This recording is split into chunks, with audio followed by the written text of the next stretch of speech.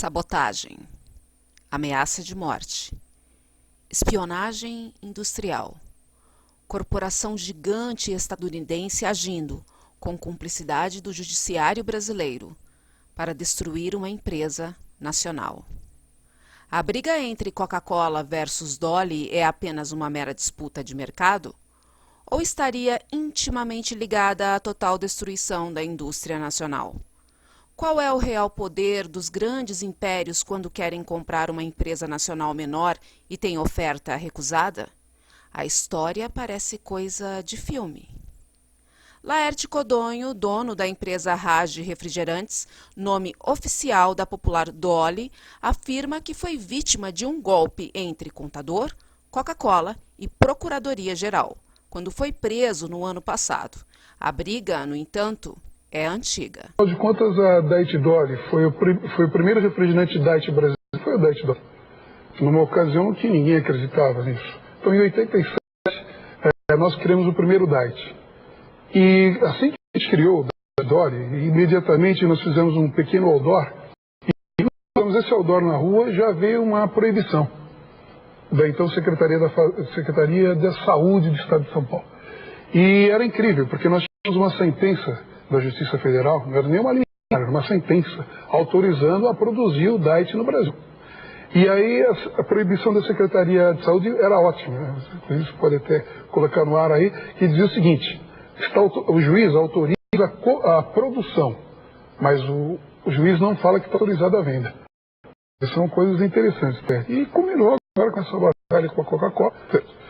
A gente começou a perceber uma operação para realmente tirar a Dolly do mercado a qualquer custo.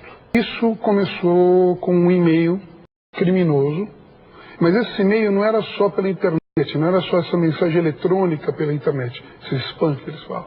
Falava que a Dolly causava doença que ninguém deveria tomar, que pessoas morriam, uma série de mentiras. Não só isso, como eles imprimiram esse e-mail, fixaram num ponto de ônibus, terminais de metrô, terminais de ônibus, hospitais, escolas, creches, academias. Isso foi um terror. Também foi feita uma sabotagem muito grande em todos. Foi feita espionagem, foi montada essa sabotagem, fiscalizações, perseguições, problemas de crédito, clientes. Nós sentimos que a gente não conseguia respirar. E que por trás disso estava a marca mais poderosa do mundo, que é a Coca-Cola.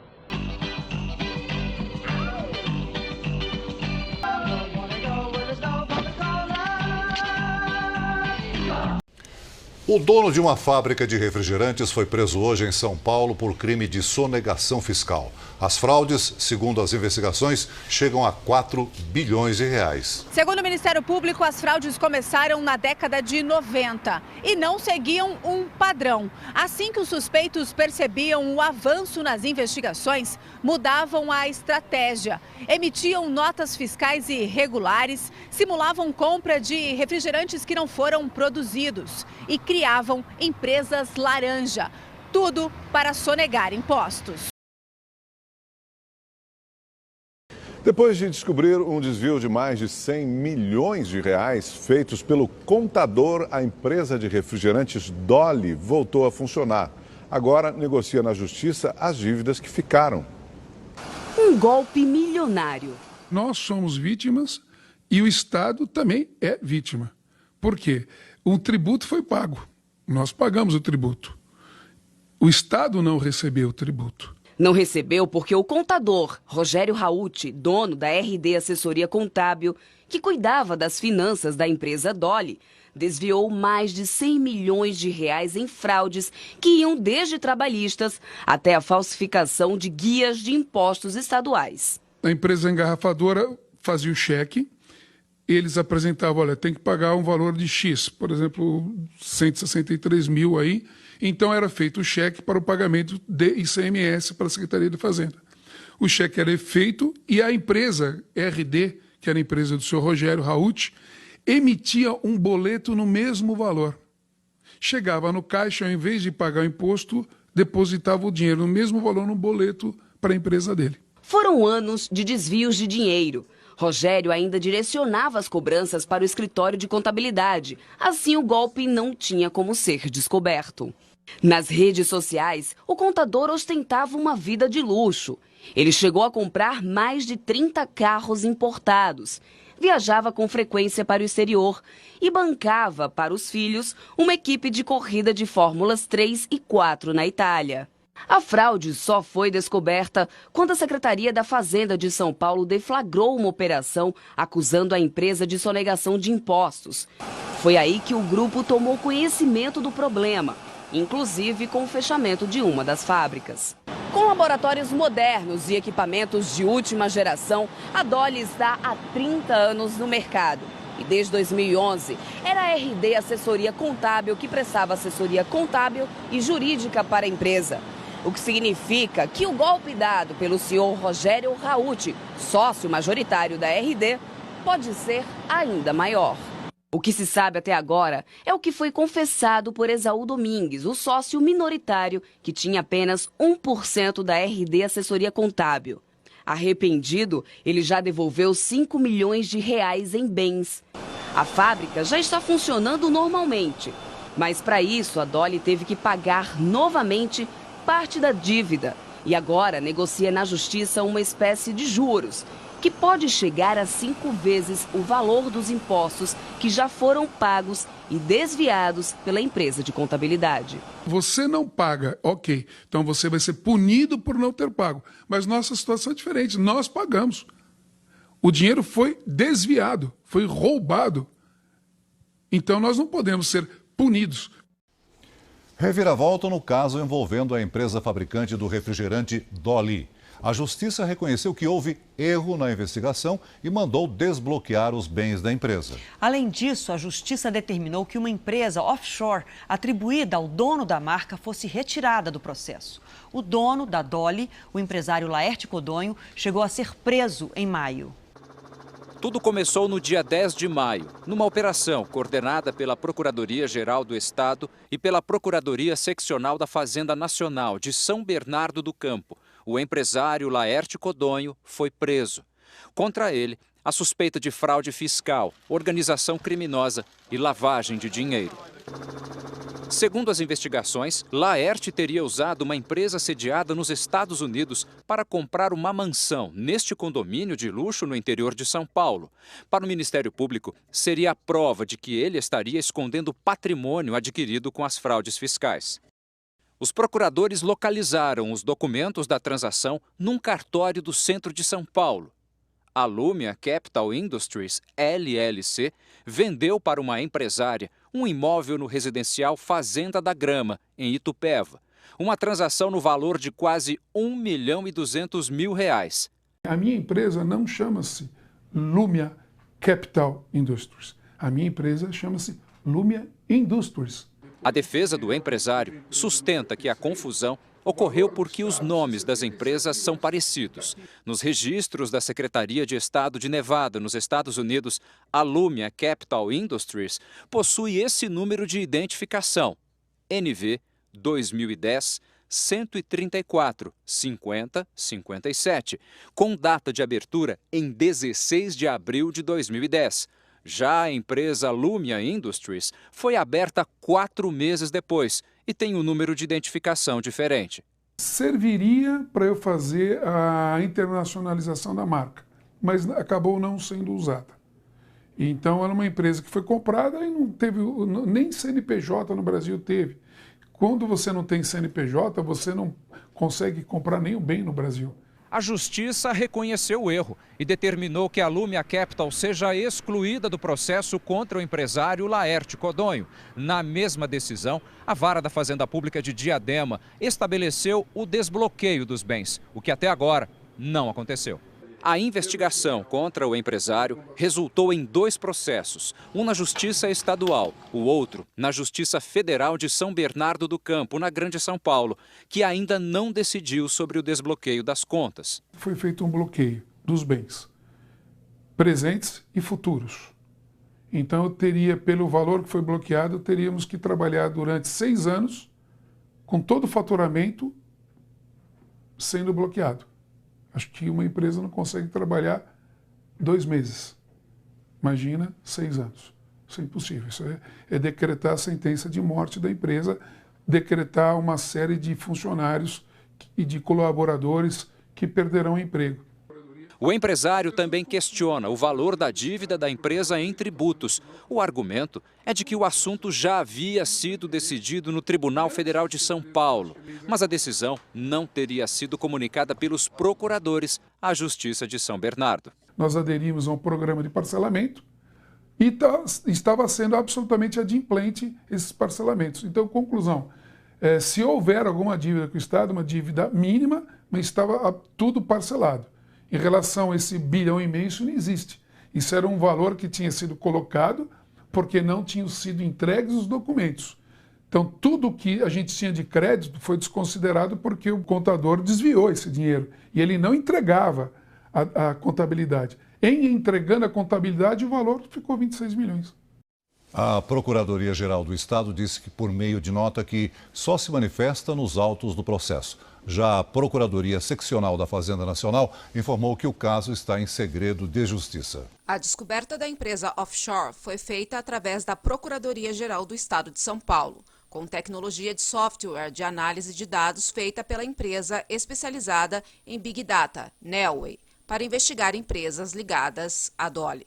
A Neoway venceu uma licitação para prestar serviço à Procuradoria-Geral do Estado, com possibilidade de prorrogação de 4 anos. A Neoway, empresa de processamento de dados que identificou a empresa laranja, tem como investidores a Coca-Cola estadunidense e a Ambev, do empresário brasileiro Jorge Paulo Lemann. E esses 2 impérios são concorrentes da Dolly. Aqui o sabor Guaraná está tirando venda do sabor cola. E isso, ele fala, é fatal. Então eles não aceitam isso. Então o que aconteceu? Uma Coca-Cola era vendida, inclusive aquele gráfico que você pode ver, era vendida a $2 no Brasil, ou mais. E hoje, com a entrada da Dolly, que obrigou a Coca-Cola a se adequar em termos de preços, ela é vendida em torno de 50 a 60 centos de dólar. Então uma Coca-Cola que custa hoje no exterior, entre $1,5 e $2, €1,5 e €2, seria em torno de 6, 7 reais uma garrafa de 2 litros. Que, por ter empresas como a Dolly, obrigam eles a praticar um preço honesto entre R$1,50 e R$2. Isso era o que eles remetiam em dólar, o lucro para a matriz. Então, qual foi a estratégia? Eliminar a Dolly. Mas, se você pensa que a briga acabou por aí, se engana. Em abril de 2019, um juiz negou o pedido de prisão do dono da Dolly, outro pedido, feito pelo Ministério Público de São Paulo. O mesmo que aceitou como prova de fraude fiscal uma empresa sediada nos Estados Unidos não pertencente à Laerte Codonho, descoberta por empresa de Big Data que tem como investidores a Coca-Cola e a Ambev, do segundo homem mais rico do Brasil, Jorge Paulo Lemann. A acusação, desta vez, à prisão de Laerte, era desmatamento para construir uma distribuidora de água mineral. O juiz achou estranho porque, num grupo de 12 suspeitos, somente Codonho foi alvo de prisão preventiva. Estaria 2 impérios do setor de bebidas atuando para destruir uma empresa nacional com o apoio do Ministério Público de São Paulo? Teria colaboração do governo tucano? Faz parte dos planos de destruição de empresas brasileiras? Faz parte da tragédia da nossa desindustrialização? Tirem suas conclusões. São 7 ingredientes da Coca-Cola. Inclusive. A Coca-Cola é composta por 7 ingredientes. Isso. Você pode ver que o número 4 aqui é o ácido fosfórico. O número 4 chama-se ácido fosfórico. Esse ácido fosfórico, que é a mercadoria número 4, quando ele entra em contato com o extrato vegetal, que eu afirmo que é de folha de coca, tá? Eu afirmo, e não é, tá? Reitero, é de folha de coca. A mim não há a menor dúvida, mas para mim o resto está nem. Quando o extrato vegetal entra em contato com esse ácido fosfórico, o que acontece? Inibe qualquer análise. Não há como você detectar na análise depois qual é a origem. Então, o que acontece? A cocaína é um dos alcaloides entorpecentes existentes na folha de coca. Ponto. Segunda coisa, não consegue se detectar. Eu tive a curiosidade de falar com alguns químicos renomados e perguntar, e me a fundo, como é que funciona esse exame, essa cromatografia. Eles me explicaram é muito claro. Se você tem um produto e quer fazer o exame, você tem que comparar ele a alguma coisa. Então, eu tenho um produto aqui, eu quero saber, tem cocaína aqui dentro? Sim ou não? Sim ou não? Agora, se eu tenho o extrato vegetal, que é de folha de coca, coloco um outro produto, misturo, esse produto vai gerar um terceiro produto que ninguém sabe o que é. Então, o exame já não revela. Não, está procurando cocaína. Nós estamos procurando o seguinte, tem derivado de É como se fosse acionar um comando para o exame muito específico e fechado. Exatamente. Vá buscar isto. Exatamente. Agora, pasme você. Qualquer mudança não dá o resultado. Não dá. Aí as pessoas falam, bom, mas o que tem a folha de coca? A folha de coca é clara. E é isso que eu gostaria que algumas pessoas de bem, repito, pessoas de bem, não fossem induzidas a erro pela Coca-Cola. Porque é o seguinte, o decreto-lei número 891, de 25 de novembro de 1938, tá? Capítulo 1, das substâncias entorpecentes em geral. É isso que eu quero deixar claro, mas muito claro para os seus espectadores. Artigo 1º dessa lei de 1938. São considerados entorpecentes para fins desta lei e outras aplicáveis às seguintes substâncias. Item 13. As folhas de coca e preparações. Repito, são considerados entorpecentes. Item 13. As folhas de coca e preparações. O extrato vegetal é uma preparação derivada de folha de coca. Não há dúvida. Eu vou te dar aqui, inclusive, uma série de matérias provando. A própria Coca-Cola admite mundialmente folha de coca. Se na Bolívia é permitido, perfeito.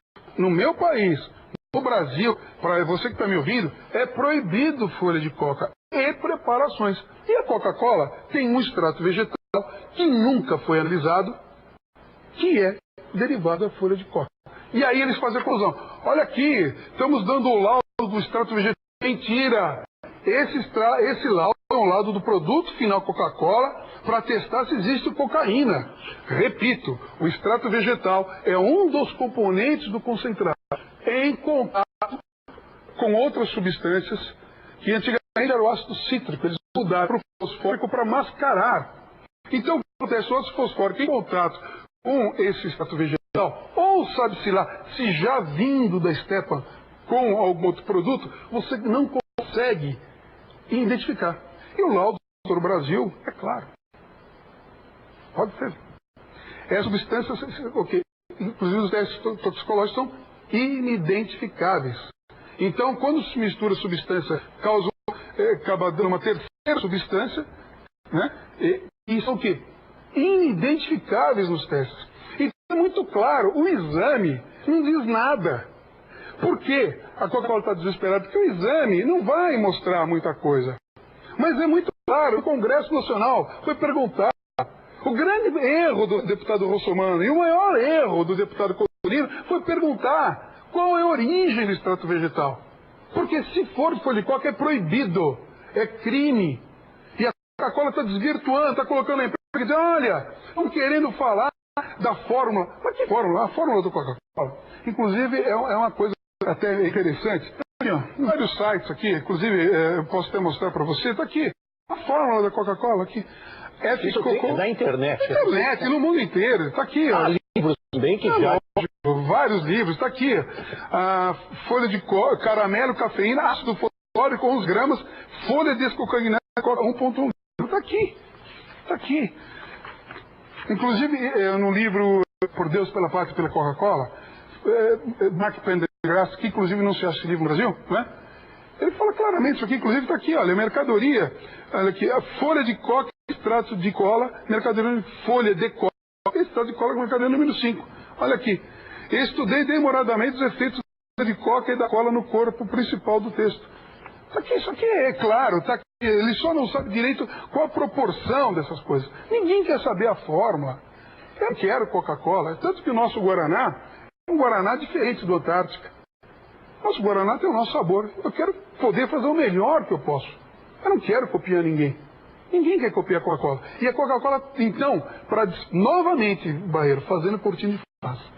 Se desviar a atenção. Tá vendo? Esse deputado está fazendo isso porque ele está chantageando a Coca-Cola.